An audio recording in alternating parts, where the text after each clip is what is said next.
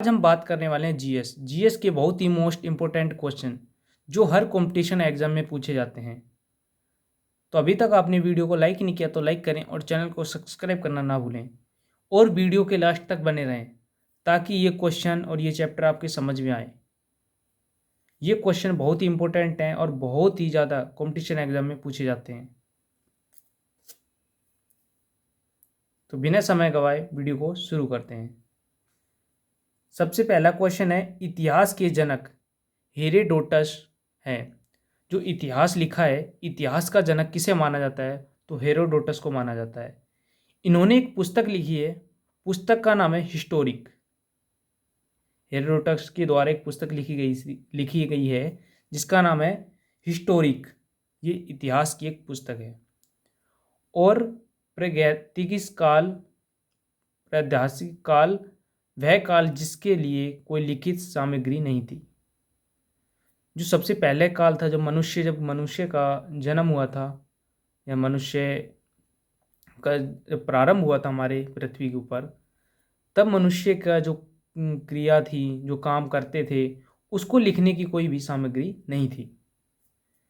जिसमें मानव का जीवन अपेक्ष पूर्वतः सभ्य नहीं था। यानी कि जब मानव सभ्य यानी कि एक स्थान पर रुकना शुरू नहीं किया था उस टाइम पे मानव ने। इसे प्रागैतिहासिक काल कहते हैं। इस काल को 3 भागों में विभाजित किया गया है। नेक्स्ट, आपसे कोई पूछे कि आग का आविष्कार कब किया गया था, यानी कि किस काल में किया गया था, तो इसका आग का आविष्कार पुराण पाषाण काल में हुआ था। कब हुआ था? पुराण पाषाण काल में आग का आविष्कार हुआ था। और जब हमारे मानवों ने थोड़े थोड़े जब चलने हुए, मतलब कि शुरू हुआ कि उन्होंने तरक्की करनी शुरू की, तो फिर उसके बाद उन्होंने एक पहिए का निर्माण किया, पहिए का आविष्कार किया। तो किस काल में किया था?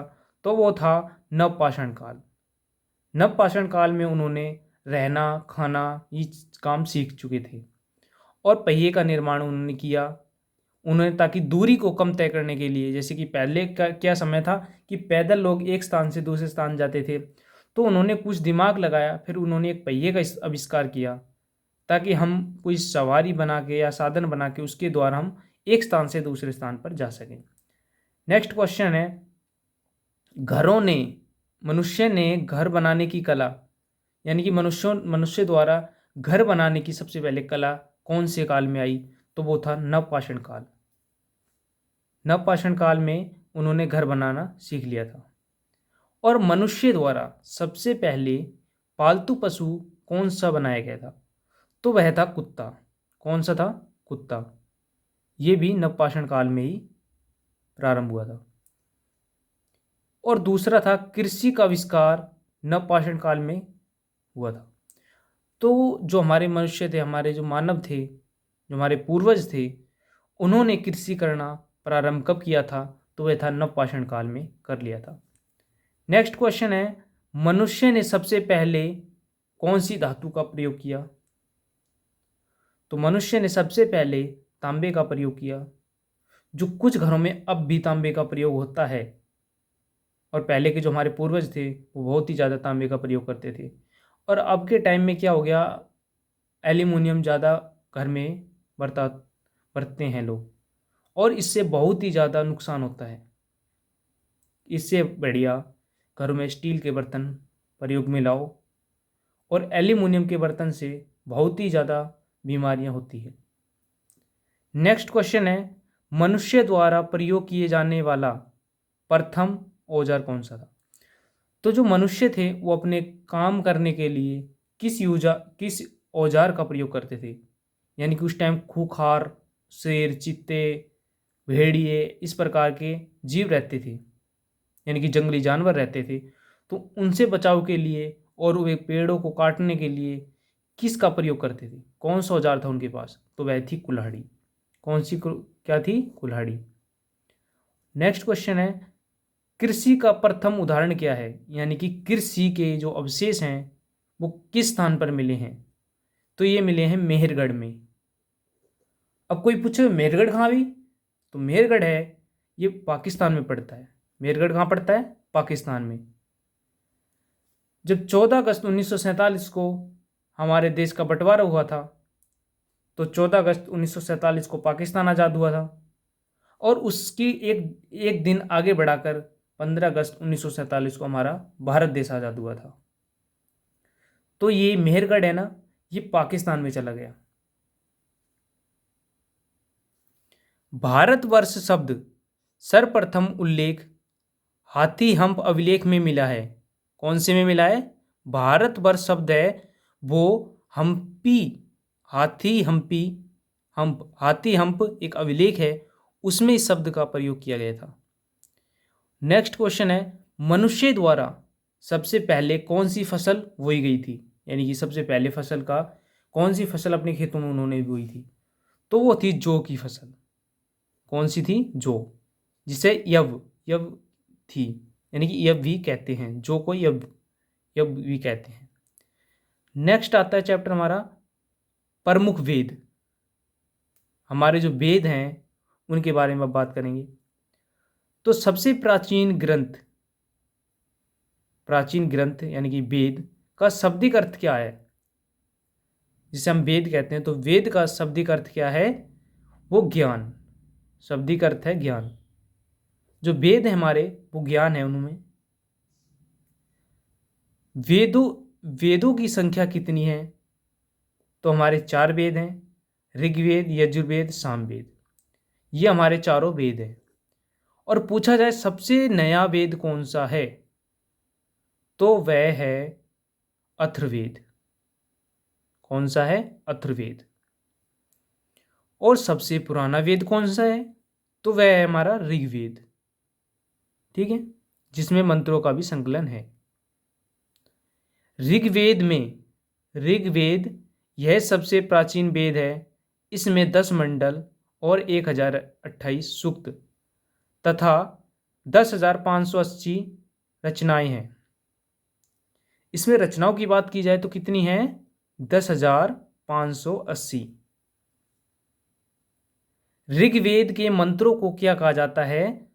तो ऋग्वेद के मंत्रों को सूक्त कहा जाता है। क्या कहा जाता है? सूक्त। ऋग्वेद की 5 शाखाएं हैं। तो ऋग्वेद में कितनी शाखाएं हैं? 5। ऋग्वेद में 5 शाखाएं हैं। देवता सोम का उल्लेख 9 मंडल में है। यानी कि देवता सोम का उल्लेख किस मंडल में है? तो 9वें मंडल में है। किसमें? 9वें मंडल में। ऋग्वेद में कितनी नदियों का उल्लेख किया गया है? तो 25 नदियों का उल्लेख किया गया है। इसमें ऋग्वेद में 25 नदियों का उल्लेख किया गया है। गायत्री मंत्र जिसकी रचना ऋषि विश्वामित्र ने की थी। जो गायत्री मंत्र है उसकी रचना किसने की थी? विश्वामित्र द्वारा की गई थी। उसका उल्लेख किस वेद में है? तो उसका उल्लेख ऋग्वेद में किया गया है। और कौन से मंडल में है? तो वह है 3रा मंडल। कौन सा? 3रा मंडल। जो विश्वामित्र द्वारा गायत्री मंत्र लिखा गया था उसका उल्लेख ऋग्वेद के 3रे मंडल में है। कौन से मंडल में? 3रे मंडल में। ऋग्वेद के 7वें मंडल में राजा सुदास तथा 10 राजाओं के बीच का युद्ध का वर्णन किया गया है। जो 7वां मंडल है ऋग्वेद का, उसमें किसका वर्णन किया गया है? तो वह किया गया है सुदास तथा 10 राजाओं का। 10 राजाओं के युद्ध का वर्णन किया गया है। इस युद्ध में राजा सुदास की जीत हुई थी। तो इसमें सुदास राजा की जीत हुई थी। और ये युद्ध किस नदी के पास लड़ा गया था? तो यह थी रावी नदी। कौन सी नदी थी? रावी नदी के तट पर लड़ा गया था। अब बात करते हैं हम यजुर्वेद की। यजुर्वेद यह वेद ऐसा है जो दोनों गद्यांश और पद्यांश दोनों में लिखा गया है। तो इसको याद करने का आसान तरीका है, यह हमारे गांव का यजुर गद्यांश और पद्यांश दोनों लिख लेता है। हमारे गांव का यजुर गद्यांश और पद्यांश दोनों लिख लेता है। और दूसरा है सामवेद। सामवेद में सामवेद संगीतों का, यानी कि इसमें संगीत की जानकारी मिलती है। तो इसका आसान याद करने का आसान तरीका है, हमारे गांव का शाम संगीत को गाना बजाना, यानी कि गाना बजाना उसको आता है, तो इसको संगीत की जानकारी है।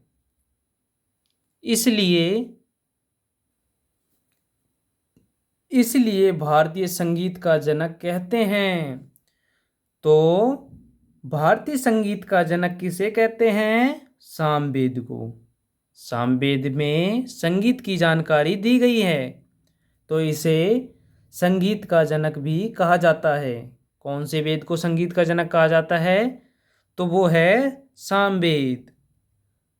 और यह वेद सबसे छोटा वेद है। तो सबसे छोटा वेद कौन सा है? वह है सामवेद, सबसे छोटा वेद। हमारे गांव का शाम को संगीत की जानकारी है और वह घर में सबसे छोटा है, यानी कि उसको जानकारी गाना बजाना आता है, और वह हमारे गांव का संगीत का जनक भी कहते हैं। तो इसको याद करने का बहुत ही आसान तरीका है। शाम गांव का छोटा लड़का है, उसे गाना बजाना आता है और घर में वह सबसे छोटा है, तो यानी कि सामवेद सबसे छोटा वेद है।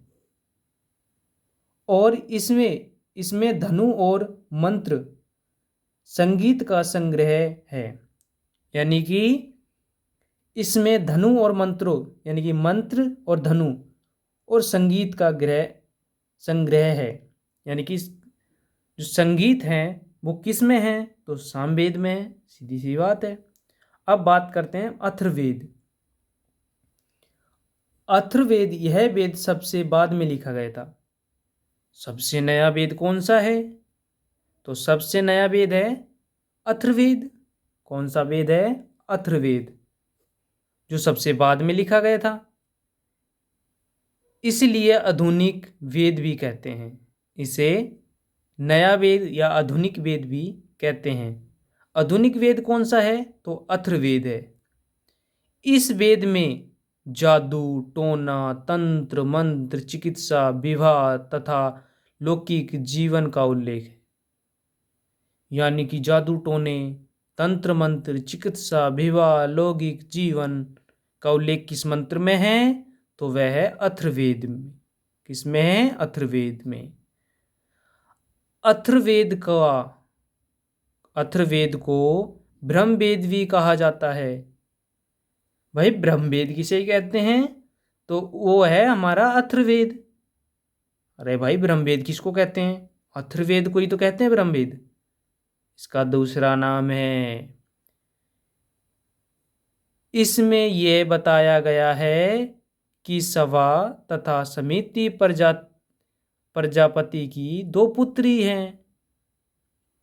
हमारे अथर्ववेद में बताया गया है कि सभा तथा समिति प्रजापति की 2 पुत्री हैं, यानी कि जो सभा है और समिति है वे राजा की 2 पुत्री हैं प्रजापति की।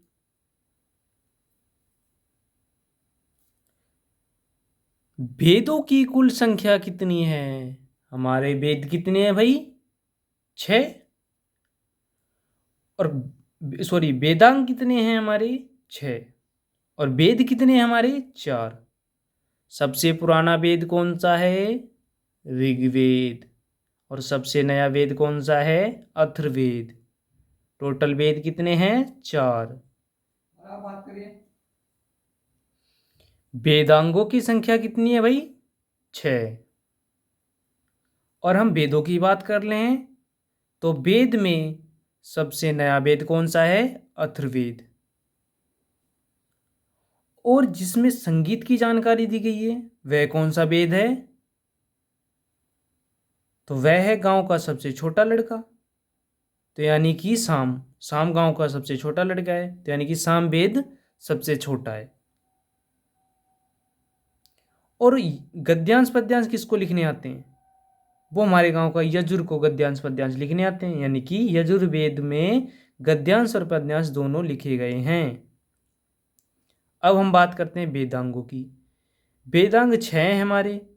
सबसे पहला है शिक्षा, ज्योतिष और व्याकरण तथा कल्प और निरुक्ता और छंद। ये हमारे 6 वेद हैं। और पुराणों की बात की जाए तो पुराणों की संख्या 18 है। पुराणों के रचिता लोमहर्ष व उनके पुत्र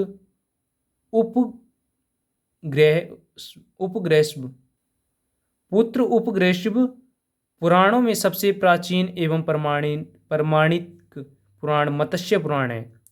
तो यानी कि सबसे प्राचीन पुराण कौन सा है?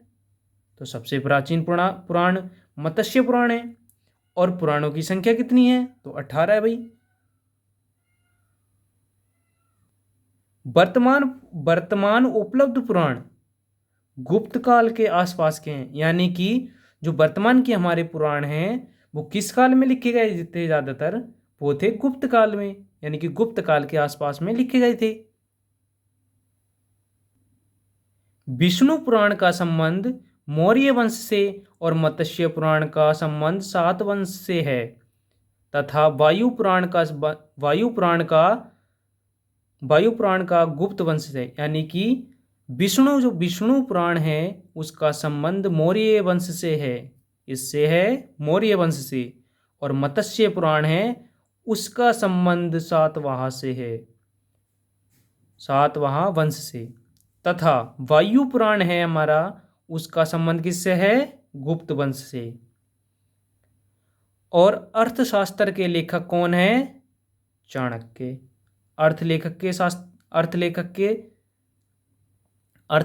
अर्थशास्त्र किसके द्वारा लिखा गया था? तो चाणक्य द्वारा। और इसे विष्णुगुप्त और तथा कौटिल्य भी कहा जाता है, कौटिल्य के नाम से भी जाना जाता है। विष्णुगुप्त को के चाणक्य हैं, चाणक्य क्या क्या क्या नाम है? चाणक्य के विष्णुगुप्त कौटिल्य के नाम से भी जाना जाता है। इनके तीन नाम हैं। तीन नाम किसके हैं? चाणक्य के, यानी कि कौटिल्य के, यानी कि गुप्त विष्णुगुप्त के। इनके कितने नाम हैं? 3।